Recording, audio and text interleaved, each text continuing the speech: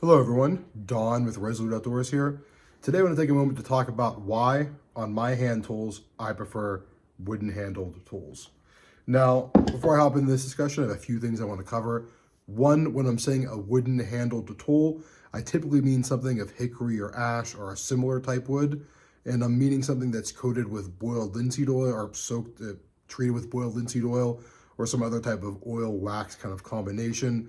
I'm not really talking about handles that are covered with um, a polyurethane, shellac, clear coat, something like this that doesn't actually soak into the wood, something that just covers seals the outside of the wood. I would not consider this a properly done handle on a hand tool. As well, I am also considering uh, mostly hammers and smaller hand tools today, not because my preferences extend only to those.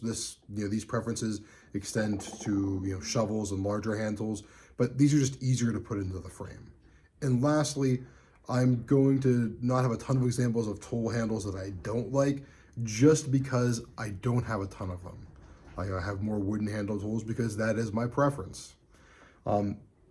So before I get into the practical reasons, I want to touch on one thing is that personally for me, I just like the way wooden handle tools look.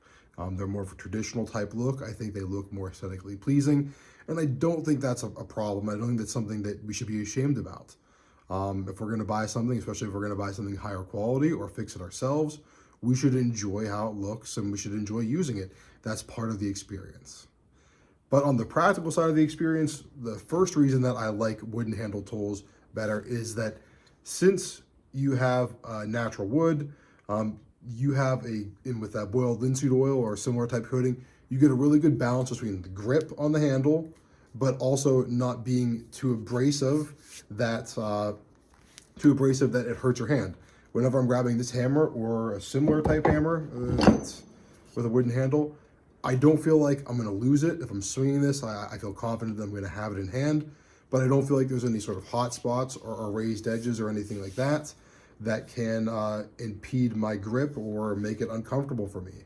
And the beauty of a wooden handle as well is if you think it's too rough or too smooth, you can take some sandpaper to it and make it whatever kind of grip texture you want. If there's any rough edges, you can do the same thing. You can kind of customize it and get whatever kind of grip and feel you want. Also, with a wooden handle like something like this, you have more options on how you grip it. You can choke up, you can choke down. Now, obviously, there's a palm swell here, kind of dips down and flares at the end and kind of goes up a little bit here. So this is where they really want you to use your hand most of the time on this handle. And that's where you normally have your hand on a hammer. But if you choke up here, you're really not giving up a ton. It's a little bit more narrow here, but the grip is pretty much the same. Maybe there's a little bit more wear down here. The handle's been broken in after use, but it's a pretty similar grip. You still have the same kind of control and all the benefits I talked about with, the handle texture and grip strength. Where if you look at something like this tool here, you really only have one option. You can grab it here and that's it. You can maybe choke up a little bit, but you're going to be sliding on this piece of stainless tubing here, or piping. I'm not sure technically what that would be. And you can choke back here, but then you have fingers hanging off. So you don't really get a lot of options whenever you have a tool like this. Or like this dead blow hammer, and I understand to put a wooden handle on a dead blow hammer would probably be difficult, but you have this kind of texturing here, which I don't think is too bad, but it does leave some rough edges on the corners here. There could be some hot spots, which goes back to my first point, but also your grip's only here. You go up into here, you really don't have a lot of texture. It gets really thin and you could use it, but it's just not nearly as comfortable and not nearly as secure as where the grip would be, because obviously they think you need this grip or they wouldn't put it on. Another reason that I like wooden handled tools is they don't typically get stuff stuck on them. You can kind of see this rubberized screwdriver here. These sometimes can kind of get like a gummy texture on something rubberized. I haven't really noticed it on a lot of hand tools, but I've noticed it on other things where after a while that can kind of break down a little bit and you can get dust and dirt. So if you set this down on something, it could get caught on here. Just for instance, I just put that down on my workbench here and I got this piece of wood or whatever. Not really a big deal most of the time, but if you're dealing with some sort of metal shavings or something like that, and you don't have gloves on, that gets stuck on this handle here and you grab it, that's something that could hurt you or just could be an inconvenience. You get a little piece of shard of metal or something stuck in here or even a splinter. That's not super convenient. With a wooden handle tool, stuff like that doesn't happen very often. Now, yes, these are prone to soak up kind of grease and stains and whatnot. You can kind of see all the different colorings here. I'm sure there's been plenty of grease and other things or whatever or whatnot on here. Maybe not grease in particular, but different types of stuff that I'm using, or oils or whatever. But those kind of just soak in. They kind of just add to it. I mean, especially if you have that good foundation of linseed oil, not really a big issue in my experience. Also, when it comes to having a wooden handled tool, is that they are repairable. Now, if you have a wooden handled tool like this, if you break the handle, for instance, you can replace it. I put the handle on this tool here. It's not that hard. There's plenty of videos on it. If there's really a burning desire, I could do a video on it as well. But it's not that hard to put a handle on a tool, and handles aren't always that expensive. This is one here I picked up. It's a new old stock for $2. This is a while ago here. It's a pretty long handle on this one. Some of the newer ones I think can be, I used to buy hammer handles for around $5 to $6. They're probably closer to $7 to $10 now for hammer handles, and axe handles and things like that are more expensive now, probably closer to 15, 20, if not more. But if you're getting a quality vintage hammerhead like this, or you're just putting the hammer that you already have back into service, that's not that expensive when you compare it to the cost of a quality new tool.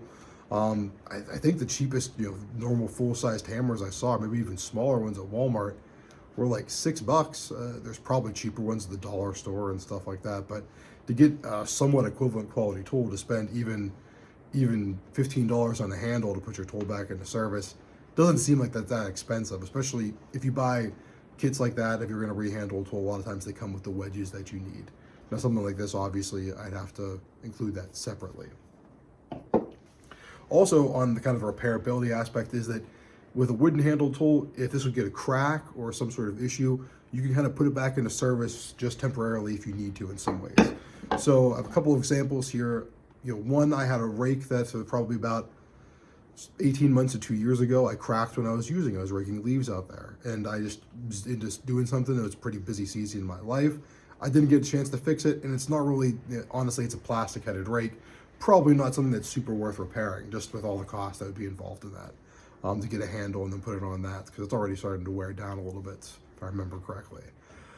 But I was able to put some duct tape around that tool and get that tool back into action. I've used that the rest of however long I needed it for, over, I think, the next couple days to weeks or whatnot.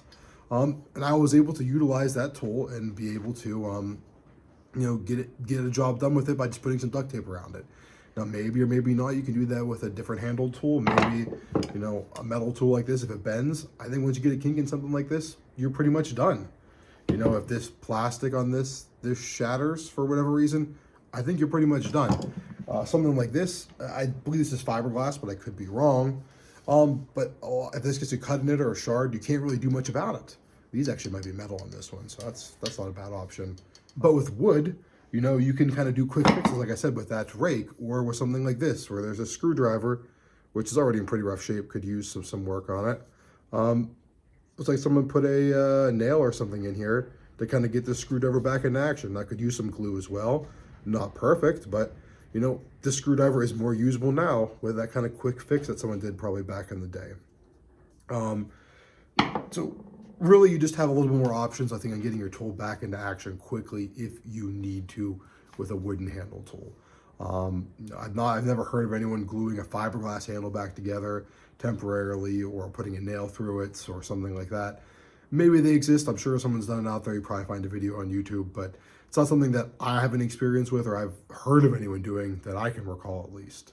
So overall, I think wooden handles really kind of give you a lot more options. I think they just work better.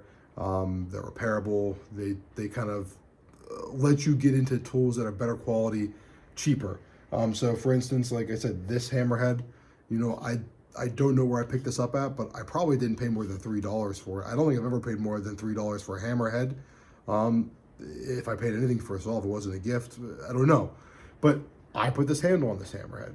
It was not a difficult endeavor, but this is a Plum. This is a good brand hammer. It's a vintage as far as I know.